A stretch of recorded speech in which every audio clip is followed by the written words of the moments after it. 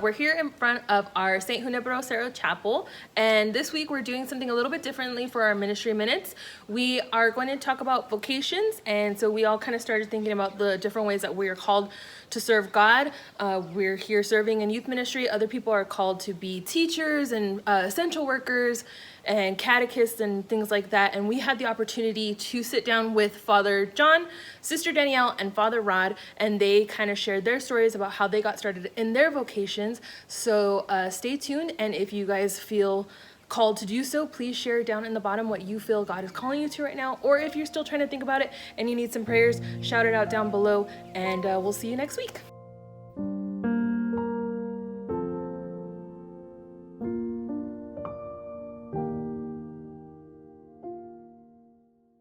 Hi, my name is Father John Griesbach, and I thought I would share my vocation story with you today. Actually, it's a story that takes place mostly, almost exclusively here in our valley. I come from the town of Tulare, and one of 5 priests ordained out of the diocese, out of the parish of St. Aloysius in Tulare.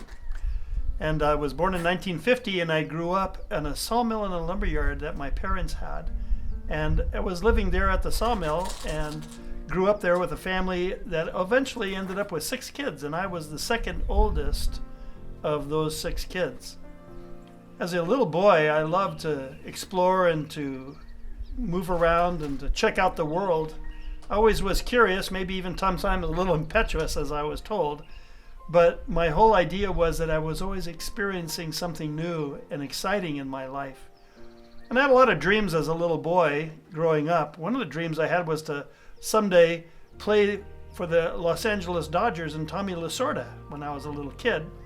Later on, that dream would morph into working at the lumberyard and running the sawmill myself. Still later, as time went on, and as I got to know some of the priests in our parish, who often came over to our house and were friends of our family, I thought that maybe becoming a priest would be something which was a lovely thing to do in my life. There was already something going on deep inside me, and I can recognize that back when I was 5 years old.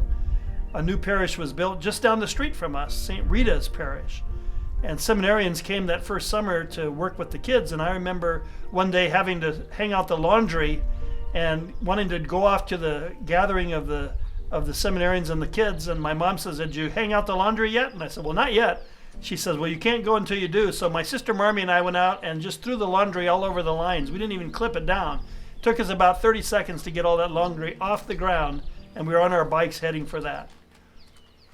Years later, as I went through the Catholic school and grammar school, the sisters often talked about vocations, and the priests were very present to us in our school and in our recesses.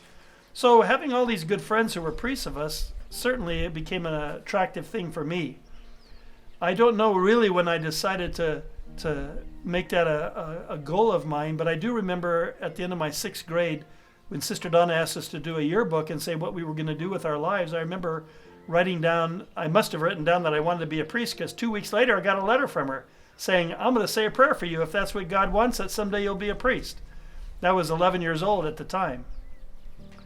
My older brother Tom, who was a year older than me, went to the seminary as a freshman in high school at Ryan Seminary in Fresno, a high school seminary that the Diocese of Fresno had established for our local people. So, although I was recruited by other religious communities, I ended up going as a freshman in high school to Ryan Seminary.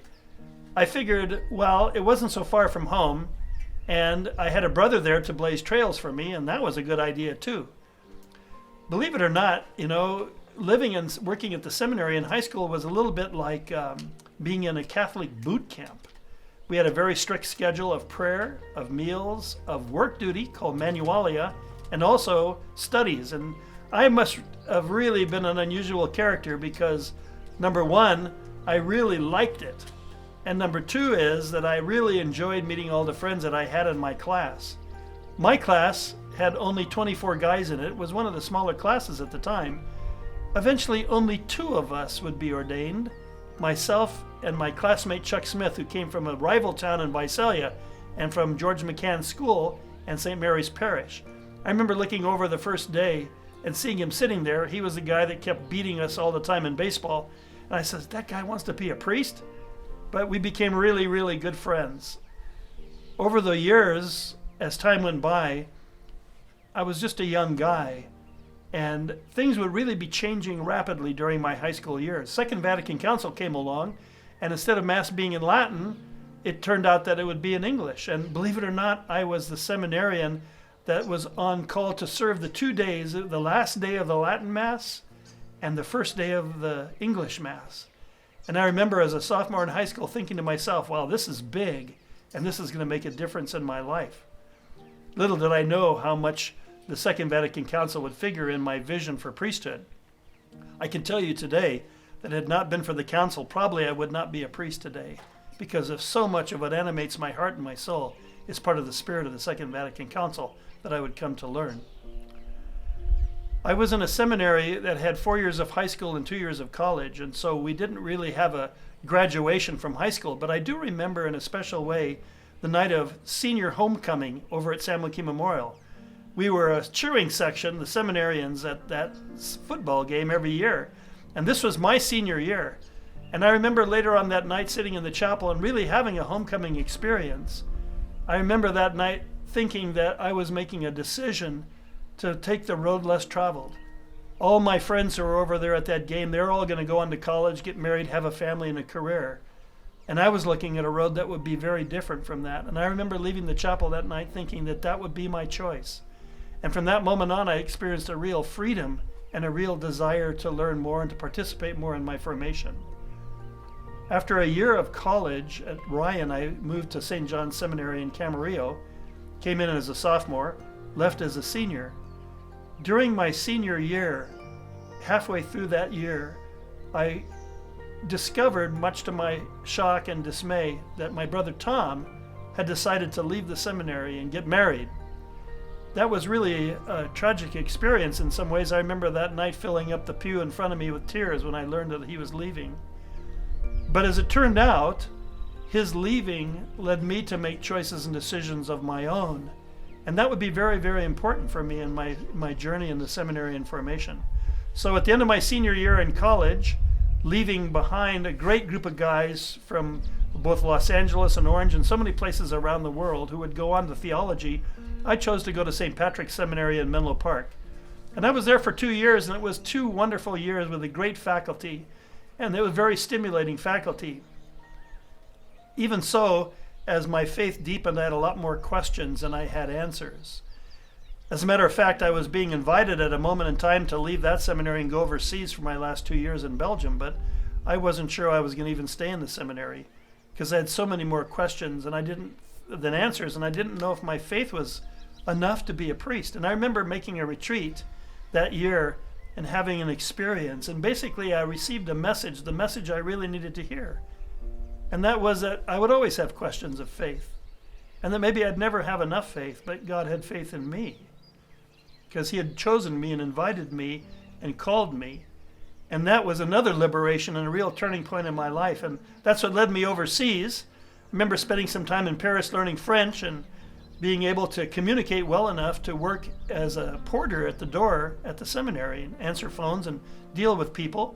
I also learned Spanish when I was there because I knew our diocese would need Spanish. So I went to Spain that summer and then spent my 2 years working with a Spanish-speaking migrant community in Brussels, Belgium. And I would always walk through the Arab section of town. Back in those days, there was not the hostility that there was between the Arab community and the Muslim community and the Christian community. And I remember being greeted so often with such hospitality by our Arab brothers and sisters that I walked on my way over to where the folks working in the various jobs from Spain were living. I taught catechism in Spain in those days, and that really helped my Spanish a lot. I came back to the United States for ordination in 1976, but my dad was really sick. He'd had open heart surgery, and he was needing another one. And so they delayed my vocation, my ordination, that would have been with Chuck Smith in May of 1976. And I became a deacon and worked at Sacred Heart Parish in Fresno. 2 weeks before my ordination date in October, my dad really got sick and ended up in the hospital and ended up missing my ordination anyway. So So just like we're making a little video, they made a video at the time of my ordination, and so he was able to attend via the video. And that was kind of a heartwarming thing for me to know that at least he could see what that was like. Because I think my dad would have been a priest in his old days. It had not been maybe for needing to be married. I think he felt that celibacy was something that was really not part of his call. He would end up in great leadership, as my mom did, in our parish church.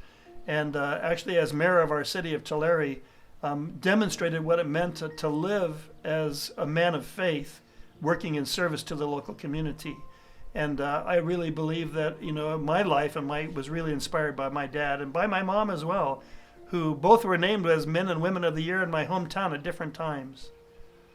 I was ordained in 1976 with my good buddy, whose name was John Buddy, who lives and works today and is about to retire, if you can imagine this, in Detroit, Michigan. I was just talking to him on the phone, and after his retirement this June, I hope he'll come out and we'll take a little time together. But after that day, I stayed in Fresno and worked at Sacred Heart Parish. I was moonlighting at San Joaquin Memorial teaching theology when the bishop called me in and said, "You like teaching?" And I says, "Yeah, I do." He says, "Well, good. I'm sending you to Bakersfield to Garces High School." And so I became the chair of religion and the religion educator and the campus chaplain at Garces High School for the next 5 years. Were they great years? We had a lot of fun times, a lot of crazy times in ways too, and some real tragic experiences that we went through with the deaths of some of our teachers and students, things that you could not expect. And yet all of that brought us all together in a beautiful community. Later on, I became Vocation director in 1984, and I would be there from 1989 when the seminary, Belgium, called and asked the bishop if he would free me up to go back and serve on staff. So I went back in 1989 and served as the vice rector at the American College in Louvain and finished my term there and came back to Fresno Diocese, where I worked for 11 years as the pastor out in Kerman with the Kermites, I called them. And we developed such a wonderful community and such a loving community. That the time came when I was invited to come and work at the retreat center. It was very difficult for us all. But early on, the day I was ordained, I remember thinking that one of the great forms of my spirituality was that if I was willing to go, not what I wanted to do or where to go, but where God wanted me to go, if I was open and willing to do that my life would be joyful and complete. And so I made that commitment early on, and it's really led me to have quite a different life as a priest and a diocesan priest, but really a joyful one. And I can certainly say that if I had to do it all over again, I'd absolutely do it all over again. Even though now pushing 70 years old and looking at what retirement might be, I'm feeling the need to say, well, what comes next? And what is going to be asked of me next? And would I be generous and willing enough to go where the Lord wants to lead me there? I'm really glad that he led me to be here at St. Anthony Retreat Center, and especially to see the development of St. Teresa's Youth Center. I'm sitting here with our staff this very moment doing this video and thinking to myself how rich and lucky I have been to be a part of something so wonderful in our diocese. And so I would just simply say that when it comes to you thinking about your vocation, look upon it like going to the Black Bear Diner and checking out its menu. If you find something on the menu that delights you, it's like looking at the menu that God has for you in your life and knowing that whatever you order on that menu, because God put it there, will delight him. But he wants you to be delighted by what you choose. So I know we all want to choose something great because we want to do something great with our lives. So check the menu out and listen to your heart and see what might be there and what you might be willing to order. Thanks so much for listening to my story. Keep in mind, you're going to have a story too, and it's going to be a wonderful story of loving and responding to God's call in your life.